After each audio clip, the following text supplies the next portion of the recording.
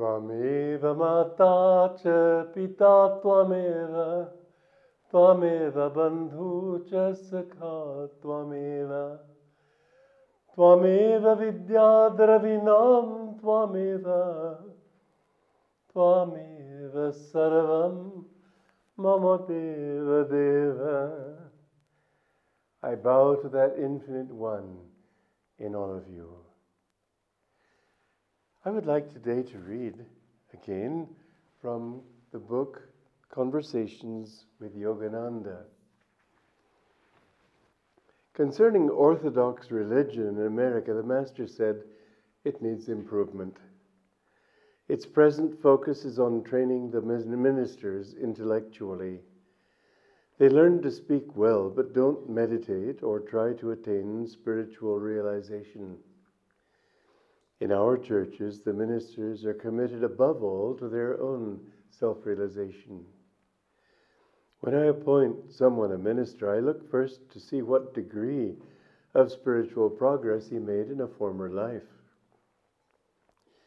The Master then declared very seriously, "We are on an eve of a great change in the churches.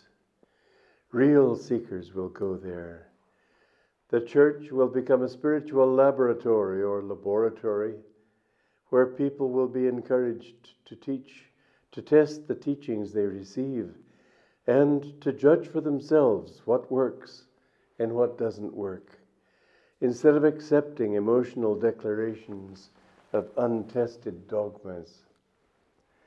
Religion should become scientific in that sense. The ideal of science, human nature being what it is, you find dogmatism everywhere, even in science, but nonetheless its ideal, which it tries to live up to, is to test every hypothesis and go by proof and not by opinion. Now, there are, as I said, exceptions. I remember Velikovsky when he was propounding a completely unorthodox scientific theory about the origins of Venus and the reason for the big red spot on Jupiter. Scientists got so upset that they actually threatened to boycott publishers who would publish his books. That's sort of a way of helping us to understand that it isn't the fault of religion when you see that kind of bigotry and dogmatism. It's just human nature, and people find it hard to get away from. But the ideal of science should become the ideal of religion. We should test our hypotheses. If God is bliss, then try to find it out. Don't talk about it. I've seen so many people in religion everywhere, not just in America or Europe, here too, talking through their hats, you might say, or turbans, or whatever, talking without having any attempt to realize, just affirming that this is what the Shastras say. One thing I loved about my Guru's teachings is that he made them today. It's not that he didn't quote the Shastras, it's not that he didn't have absolute faith in the Shastras, but he tried to show how it was relevant right now. That's what religion has to be. We've got to make it real in our lives. Now, this we can only do if we practice it. And the practice of religion is more than, I've heard many people in this country too saying that, well, if I'm honest and truthful and so on, that's good. You should be that. That should, however, only be the base. And a scientist should be honest and truthful, otherwise you can't trust his experiments. Sort of like that archaeologist in Greece who had a particular theory that this particular part of history came before another part, and then, to his chagrin, he discovered this part which he thought came later was actually lower down in the strata. So without sort of looking right and left, hoping nobody would notice, he moved it to the upper. Well, that's human nature. You can't even blame him. He's just being a human being. But that's not science. And nor is it religion. We've got to make the basis of our religion, as in science, truthfulness. Truthfulness means facing ourselves as we are. How many people have Ramakrishna told the story, or a story was told about his life in which some person was doing things he shouldn't have done, and somebody took him to task for it, and he said, "You mean everything is Maya except this? Only this is true?" And Ramakrishna's comment was a good one. He said, "I spit on your Vedanta philosophy if that's all it teaches you. Vedanta should be based in truth, and your religious beliefs should be based in what you are and not what you think you ought to be." So many people I've seen in religion sort of thinking, well, I ought to be this way, therefore I am, but they aren't. Face yourself as you are, and then admit that you want to be something better, and work to become better. But you won't be better just by sort of leaping into the skies. The higher you leap, the harder you'll fall. Be true to yourself. Be true with one another. You don't have to hide from others. That doesn't mean you should tell people your faults. But don't try to pretend that you're something else. Just be. Good God, we're all in this world together. We're just in school together. We all have lessons to learn. We've all made mistakes. We all have our little victories. But we'll never get our diploma until we're out of it altogether. So don't get excited if you've got a little victory and you finally overcome this or won that. I remember I was working on becoming humble years ago because I used to be too intellectually arrogant. And I didn't like it. It made me unhappy, so I worked on it. Then I remember one day waking up and realizing that I was becoming proud of my humility. I mean, delusion comes in through the back door, through the windows, through the roof. It's always there. You've got to be very firm with yourself. But it's almost hopeless if you only approach it that way. It's sort of like, well, you have a piece of metal.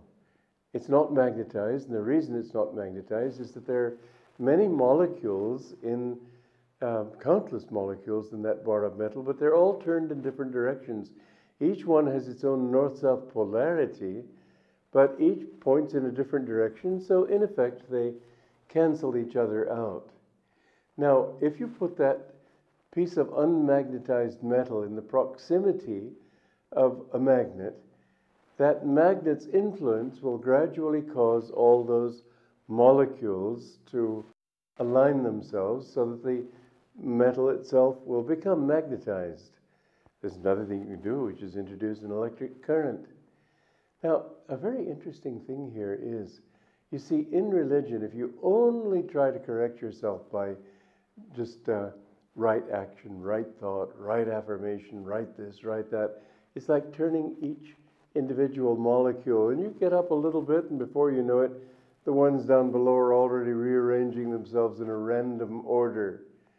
But you know, if you have a stream, for example, and it has little vortices on the edge, and the stream is strong enough, it sweeps all the water in that direction. Or you introduce a current into your magnet, into your metal, and it changes the molecules. Or, and this is why it's absolutely essential to have a guru. You can't just think these things. You can't just think, well, I'm going to be good. Not good enough. You need to be magnetized by somebody who has that. Somebody who has God can give you God. As it says in the Bible, as many as received him, to them gave he power to become the sons of God. This isn't just Christian. This is truth. Any great master, if you receive his vibrations and don't think egotistically, well, I've got to do it on my own, you never will. Some man, a master told me this story about a man who was being plagued by a demon. And he read in the Vedas that there was this ceremony to sort of liberate himself from a demon. So he took some powder and chanted these mantras into the powder and then cast the powder onto the demon. And the demon laughed at him. He said, before you could even chant those mantras and chant that mantra and put it into the powder, I myself got into the powder. Now the meaning behind that is that the very mind with which we try to dispel delusion is already hypnotized by that delusion. You can't get out of it by just affirmation or just wishful thinking. You can, however, in the presence of one, and I've seen it happen, how in the presence of a master, your own molecules become changed. Now that's really, as you know, those of you who have read anything about my great guru, have read his autobiography of a yogi, how he talks about Kriya Yoga. Kriya Yoga, as I've mentioned before, it's a very common word. The Kriya that we teach isn't just action, it's a particular Kriya, which is the Kriya Yoga of Lahiri Mahashaya Benares, who received it from Babaji, Mahabatar Babaji, up in the Himalayas. And this Kriya has the particular purpose of magnetizing all the different samskars in your spine.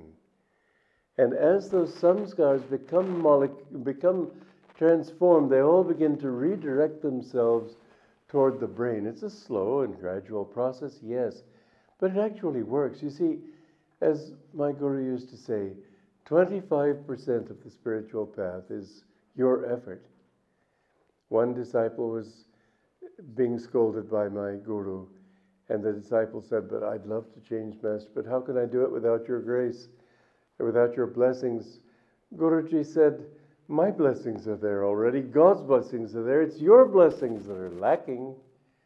What we need to do is put our blessings into it. That 25% is our effort. It still leaves 75% though, doesn't it? The other 25%, he used to say, is the Guru's effort on your behalf. Here you have to tune into him and allow him to work with you. You have to receive him. But then 50% is the grace of God. Don't think it's not without God's grace. It's all God in the end. In fact, Guruji used to say that he is the Guru. God is the Guru. I am just his instrument.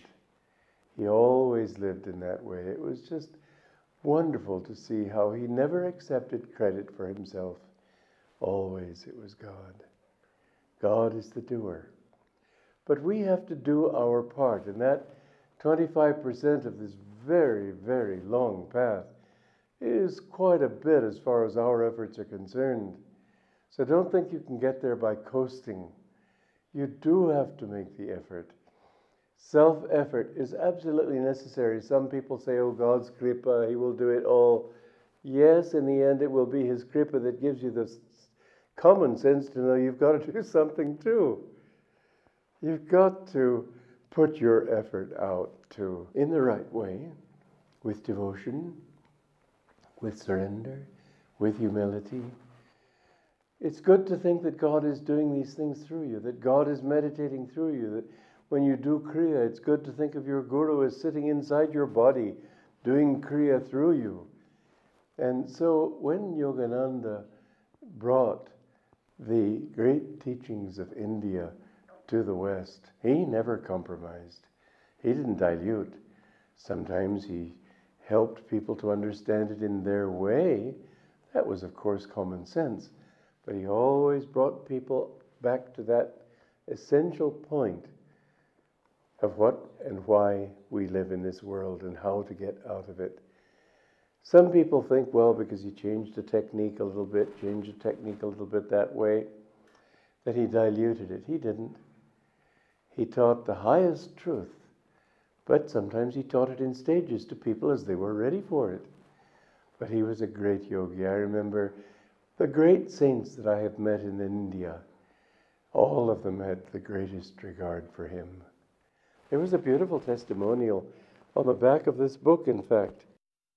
I met the Shankaracharya of Kanchipuram back in 1959 down in Madras. And he said to me, as a bright light shining in the midst of darkness, so was Yogananda's presence in this world. Such a great soul comes on earth only rarely when there is a real need among men. India sent the cream of her crop when she sent Yogananda to the West. I call him Yogananda. I don't bother with his 333, 1008 and all that stuff. You know whom I mean. He was a great master, an exponent of the highest teachings. But he said that this religion is something that it needs to be brought to the whole world. That religion, people have forgotten what religion is. They're always tying it down to scriptures and rites and dogmas and rituals. He said self-realization someday will be the future of religion. That is the kind of change he gradually brought into America, and which I want to bring back here, not to change anything. You've got the truth here, but not everybody knows it, let's face it. What I want to do is help you to know that that one Brahman is who you are. You are that. By meditation, by Guru Kripa, by devotion, by daily surrender to God and making Him your reality, you will find that that is who you are. Joy to you.